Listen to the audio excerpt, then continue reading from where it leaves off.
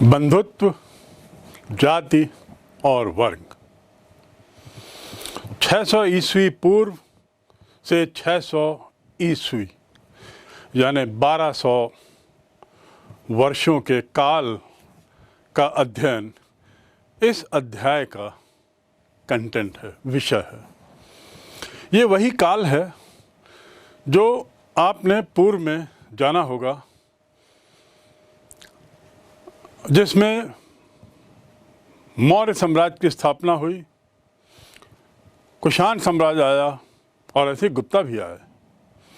ये लगभग वही काल है जिसके राजनीतिक परिवर्तनों को, जिसके सांस्कृतिक अन्य परिवर्तनों को, आर्थिक परिवर्तनों को हमने जाना।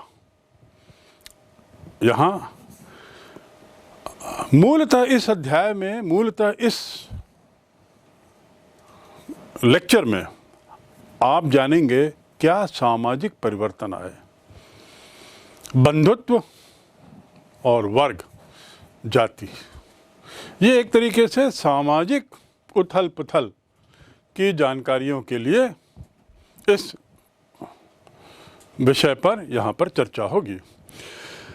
600 BC से 600 AD, ये 1200 वर्ष जो हैं, ये जहाँ मैंने बताया सामाजिक उथल पुथल का दौर है और इसमें हमारे सामाजिक मापदंड तय किए गए। सामाजिक मापदंड का अर्थ क्या है? जहाँ पर एक व्यवहार की रेखा खींची गई, सामाजिक व्यवहार की, पारिवारिक व्यवहार की, व्यक्तिगत व्यवहार की, संबंधों की, बंधुत्व की, आदि आदि।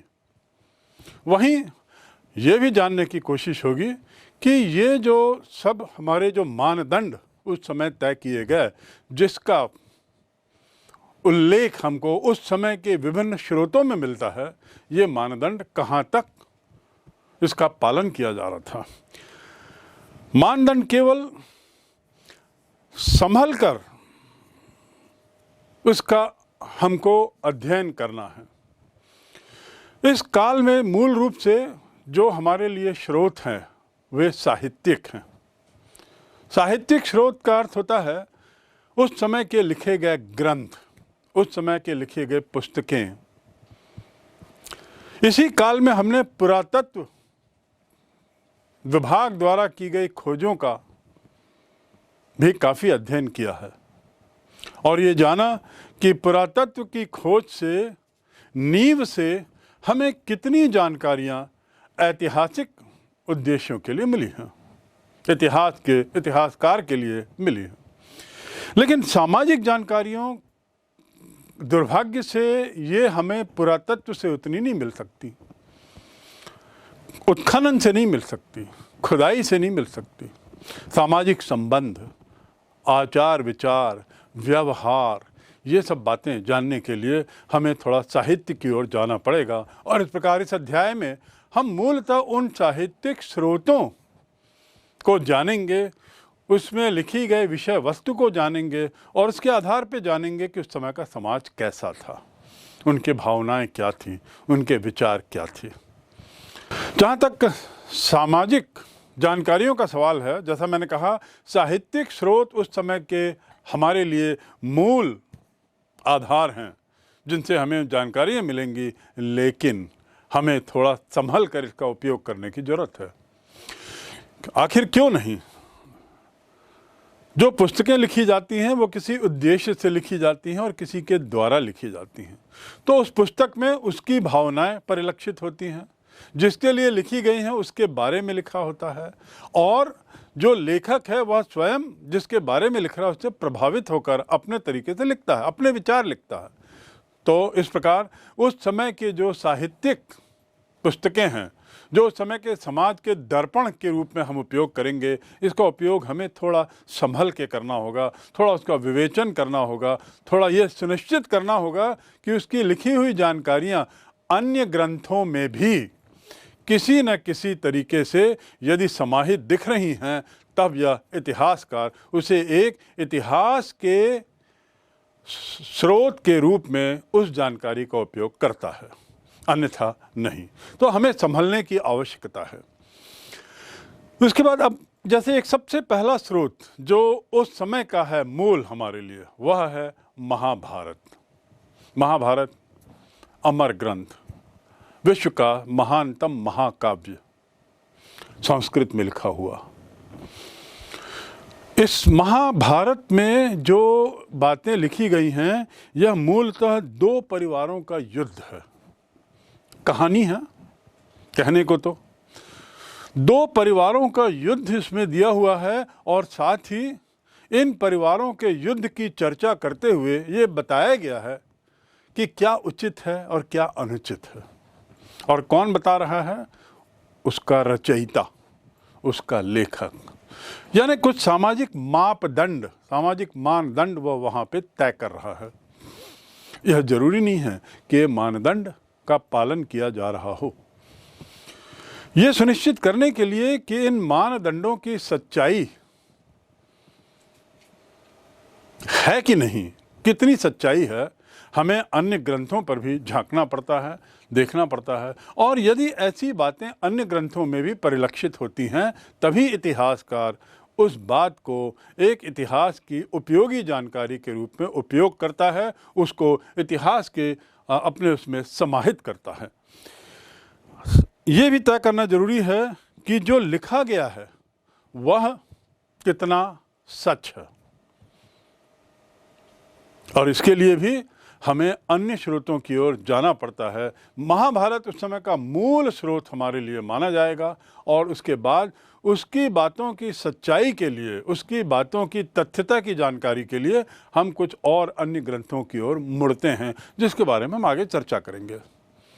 ये जो मानदंड हैं, मानदंड तो तय किए गए सामाजिक व्यवहार के जो महाभारत में दिखते हैं, लेकिन उसकी अवहेलना भी उसमें दिखाई देती है।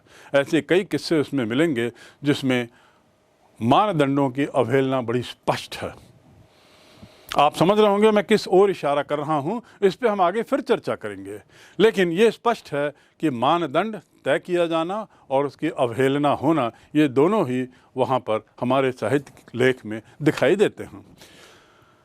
इन सब बातों को लेकर, चिंताओं को लेकर, चिंता इसलिए क्योंकि यही एकमात्र स्रोत है, साहित्यिक स्रोत उस काल के, और इसमें कई बार प्रश्न चिन्ह लगता है। तो इन चिंताओं को लेकर श्री वी.एस. सुखांतर, जो एक प्रसिद्ध इतिहासकार थे, 1919 में उन्होंने एक अहम कार्य शुरू किया। 1919 में उन्होंने एक अहम कार्य शुरू किया, और वह था महाभारत के रूप में लिखे गए विभिन्न संस्करणों को, विभिन्न पुस्तकों को, विभिन्न जानकारियों को उनको एकत्रित करना। महाभारत जो है वो कई भाषाओं में लिखी गई, कई जगहों में लिखी गई, अलग अलग तरीके से लिखी गई। मूल महाभारत का कुछ क्षेत्रीय संस्करण भी दिखाई दिया। तो वी.एस. सुखांतर ने तय किया, एक बहुत अहम जिम्मेदारी लेते हुए तय किया कि ये महाभारत के जो सारी बातें हैं इनको वे एकत्रित करेंगे, और एकत्रित करने के बाद उनके तथ्यों को का अध्ययन कर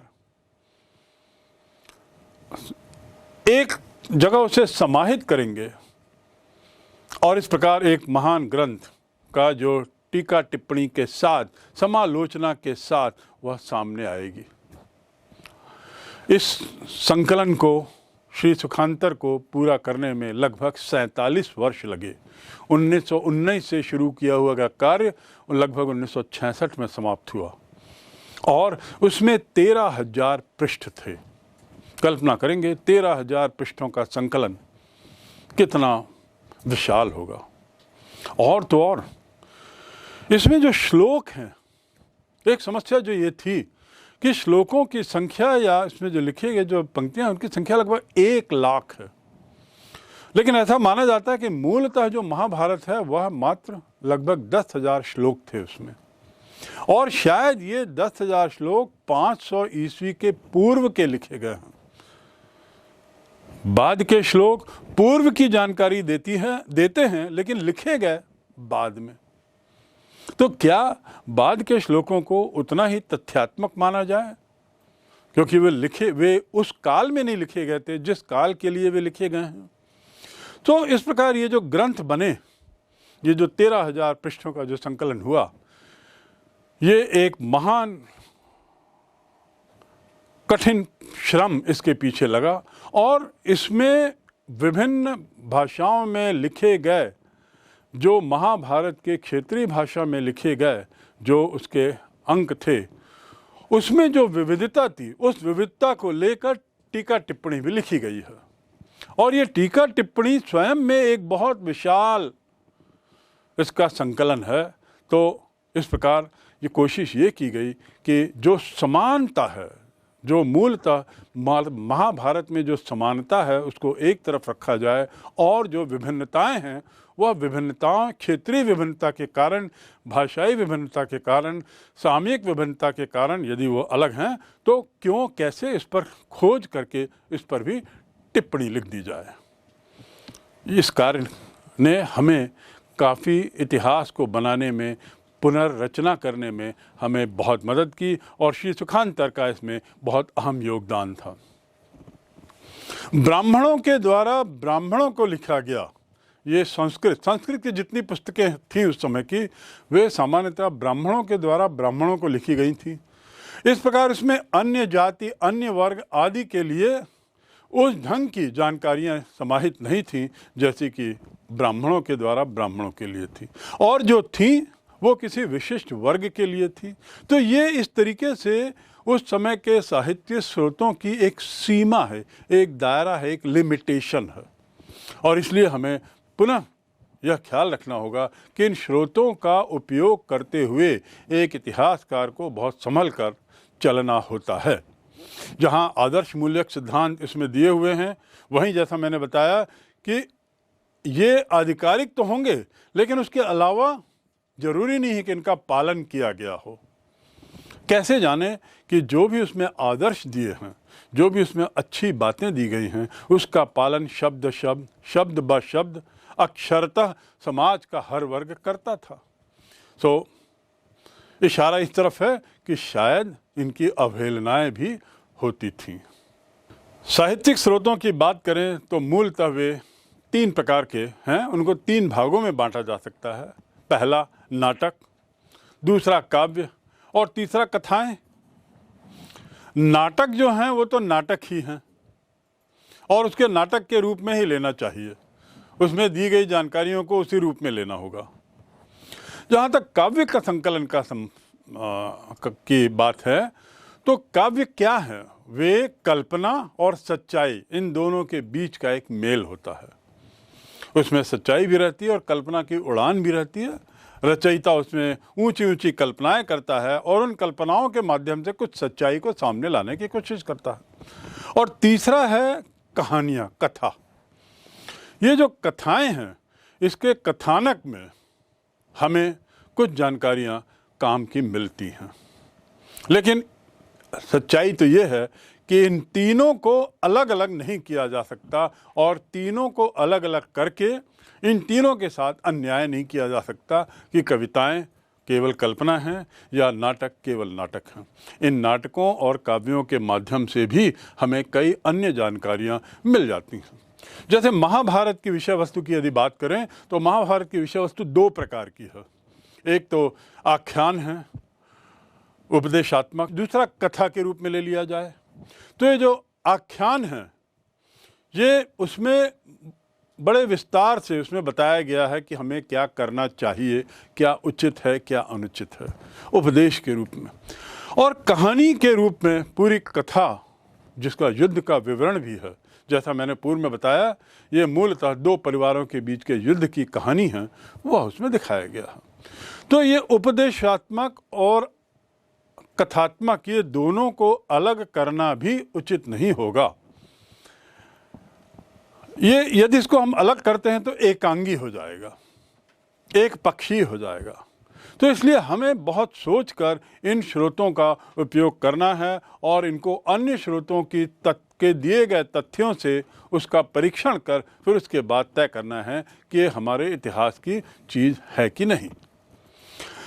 भाषा और विषय वस्तु की यदि बात करें, महाभारत के काल की भाषा और विषय वस्तु, तो मूलतः हम ये कह सकते हैं कि महाभारत का नाटकीय कथानक जो है, ये युद्ध के बारे में ज़्यादा बताता है और दो परिवारों के बीच की लड़ाई जो विभिन्न मसलों को लेकर होती है, इस पर विचार विमर्श के रूप में बताता है। उपदेशात्मक भी इसी कथा में दिया हुआ है, जहां अर्जुन कृष्ण से कुछ अनुरोध करते हैं और कृष्ण उसकी एवज में उन्हें एक उपदेश देते हैं जो विश्व प्रसिद्ध है, जो गीता का सार है। वह भी उसी का एक अंग है। तो इसलिए बारंबार इस बात को कहा जा रहा है कि किसी चीज़ को एक पक्षी न लेकर के, किसी साहित्यिक स्रोत को एक तरफ न लेकर के, उसे अन्य स्रोतों के साथ मिलान कर उसकी सच्चाई को परखने की कोशिश की जाए और उसके बाद इतिहासकार ये तय करते हैं कि कितने तथ्यों को ऐतिहासिक मानते हुए उसे अपने विषय में जोड़ा जाए। इतिहास का अर्थ क्या है? इतिहासकार जिन चीज़ों को समाहित करता है और इतिहास का अंग मानता है, अपनी विषय वस्तु मानता है, उसका अर्थ क्या है? इतिहास, जैसा इस शब्द से स्पष्ट है, इतिहास मतलब ऐसा भी हुआ था या ऐसा भी है, यही इतिहास है। तो इसलिए इतिहासकारों को कैसा हुआ था इसको तथ्यात्मक दृष्टि से साबित करने के बाद उसे ही स्वीकार करना चाहिए, अन्यथा नहीं। यही वैज्ञानिक दृष्टिकोण इतिहासकार के रूप में हमें अपनाना होता है। महाभारत काल की बात करते हैं तो अगला बिंदु आता है कि इसके रचयिता कौन थे, इसका काल क्या था, या इसका तिथियां क्या थीं, किस काल में लिखा गया था। ऐसा माना जाता है कि एक व्यक्ति था जिसका नाम था सारथी, भाट सारथी। वो भाट सारथी, जिसे सूत भी कहते हैं, ये वे व्यक्ति होते थे, सूत लोग, जो राजाओं महाराजाओं के साथ युद्ध में जाते थे, उन्हीं के साथ, और युद्ध में उनके शौर्य का बखान करते हुए काव्य पाठ करते थे, कविताएं लिखते थे, उसका विवरण लिखते थे, और ये विवरण सामान्यतया संस्कृत में होता था। तो इन भाट सारथी के द्वारा लिखा गया महाभारत का कुछ हिस्सा है, ऐसा माना जाता है। ब्राह्मणों ने ब्राह्मणों के लिए लिखा, ऐसा मैंने पूर्व में बताया। तो ये जो भाट होते थे, जो गायन करते थे, जो जोर जोर से कवि के राजाओं का बखान गुणगान करते हुए उनके बारे, उनके शौर्य का बखान करते थे, ये एक जनरेशन से दूसरे जनरेशन मौखिक रूप से उनकी ये पंक्तियाँ जाती थीं। और इसलिए संभवतः जो महाभारत के शुरू के जो श्लोक हैं, ये उस काल के हैं जिस काल में वे लिखे गए और उस काल का बखान करते हैं। ये तो सच है, लेकिन चूंकि ये मौखिक थे, धीरे धीरे बाद में इनकी संख्या 10,000 श्लोक से बढ़कर 1 लाख तक पहुंच गई। और इस बीच ब्राह्मणों ने ये जो मौखिक श्लोकों को, मौखिक बखान को कलम से लिखित रूप में देना शुरू किया। तो ब्राह्मणों द्वारा इसे लेखनी के रूप में लिया गया, जबकि भाट या अन्य ऐसे वर्ग के द्वारा संभवतः इसकी शुरुआत हुई। जब लेखनी हुई तो श्लोकों की संख्या बढ़ती ही चली गई, श्लोक आते ही चले गए, बढ़ते ही चले गए, और इस प्रकार 500 ईस्वी से लेकर 500 ईस्वी पूर्व से लेकर 500 ईस्वी तक का 1000 वर्ष का काल इन श्लोकों में समाहित है। ऐसा भी माना जाता है, जब ये सवाल उठता है कि इसके असली रचयिता कौन थे। ब्राह्मणों ने लिखा होगा, ठीक है, भाट लोगों ने इसका गायन किया, ठीक है, लेकिन इसके असली रचयिता कोई होंगे। तो इसको लेकर कुछ इतिहासकारों का तर्क है कि व्यास भगवान ब्रह्मा के पास गए और उन्होंने कहा कि महोदय,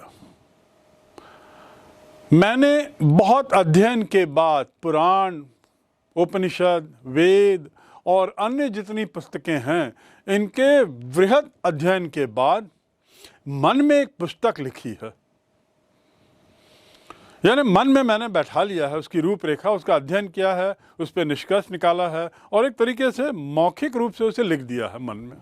ज़रूरत है मुझे किसी ऐसे व्यक्ति की जो उसे लेखनी का रूप दे सके, तो कृपया मुझे सुझाएं और मेरी इस बात पे मदद करें। ऐसा कहा जाता है कि ब्रह्म भगवान ने उन्हें कहा कि इस कार्य के लिए सर्वश्रेष्ठ व्यक्ति तो गणेश हैं, आप जरा जाइए उनके पास और उनसे अनुरोध करिए। ऐसा सुनने पर व्यास जी गणेश जी के पास गए और जैसा था उन्होंने उनसे साष्टांग अनुरोध किया कि मैंने ऐसा ऐसा किया है, इस तरीके से मेरे ग्रंथ की रचना है और उसे मैं एक लिखित रूप में चाहता हूँ कि कोई लिख दें। गणेश भगवान ने उसे सुना, उनके अनुरोध को ध्यान से सुना और उसके बाद उन्होंने कुछ समय बाद कहा, ठीक है, मैं इस कार्य के लिए तैयार हूँ, लेकिन आवश्यक है कि एक बैठक में सतत रूप से यह लेखनी का कार्य हो जाए।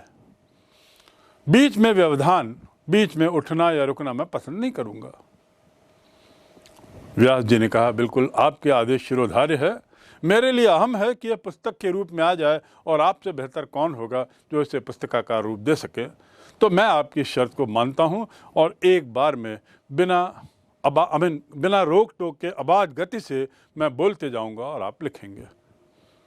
लेकिन एक अनुरोध आपसे भी है, ऐसा व्यास जी ने गणेश भगवान को कहा। क्या पूछने पर व्यास जी ने कहा, अनुरोध यह है कि जब आप लिखेंगे तो उसमें किसी अन्य तरीके के शब्द उसमें ना डालें, जो मैं बोला हूँ बस वही रहें, किसी अन्य तरीके की टीका टिप्पणी ना हो या आप आगे ना लिख बैठें। इसका अर्थ ये था कि व्यास जी चाहते थे जैसा उन्होंने अपने मन में लिखा है वैसा ही यथोचित वहाँ पर गणेश भगवान से लिख बैठे और गणेश जी ने इस अनुरोध को भी स्वीकार कर लिया और इस प्रकार ऐसा माना जाता है कि व्यास जी इसके रचयिता थे।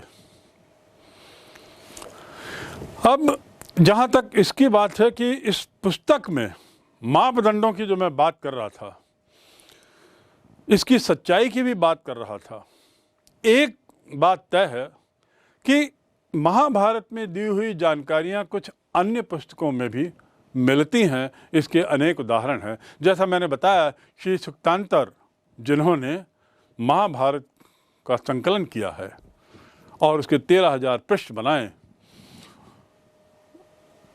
एक उदाहरण यहाँ दिया जाए कि जैसे वर्ण व्यवस्था के बारे में कहा जाता है कि वर्ण व्यवस्था की बात सबसे पहले भगवान ब्रह्म ने की, उनके विराट मुंह से वर्ण व्यवस्था के बारे में निकला। उवाच, यही घटना आपको मनुस्मृति में भी मिलेगी, यही घटना आपको कुछ अन्य पुस्तक में भी मिलेगी। यदि ऐसा 2-3 जगह इसका विवरण मिलता है तब साहित्यकारों के लिए, इतिहासकारों के लिए यह सरल हो जाता है सोचना कि इन तथ्यों में कुछ एकरूपता होने के कारण कुछ सच्चाई होगी।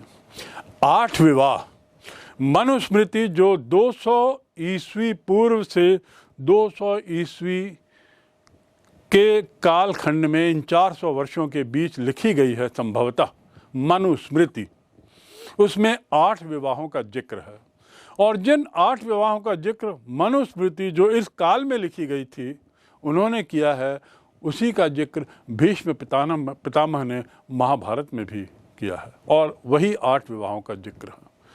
इससे ये कुछ साबित होता है कि कुछ बातें निश्चित रूप से मापदंड के रूप में उस समय थीं, प्रचलित थीं, और जो प्रचलित थीं वो बहुत सी बातें हमें उस समय के साहित्य में मिल सकती हैं। इसलिए यदि हम इस समय के साहित्य को संभल कर अध्ययन करें तो ये भी तय है कि संभलने का अर्थ ये नहीं कि हम बहुत ज़्यादा काट छाँट करें, बल्कि संभलने का अर्थ ये है कि हम विवेक के साथ, वैज्ञानिक सोच के साथ इनके तथ्यों को इतिहास के लेखन के रूप में समाहित करें।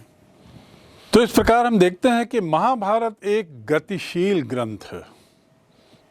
10,000 श्लोक से 1 लाख और बहुत बड़ा काल, उसके बाद मौखिक, फिर लिखित रूप में देना और फिर उसके बाद सुक्तांतर जी द्वारा इसका विश्लेषण 13,000 पृष्ठों में।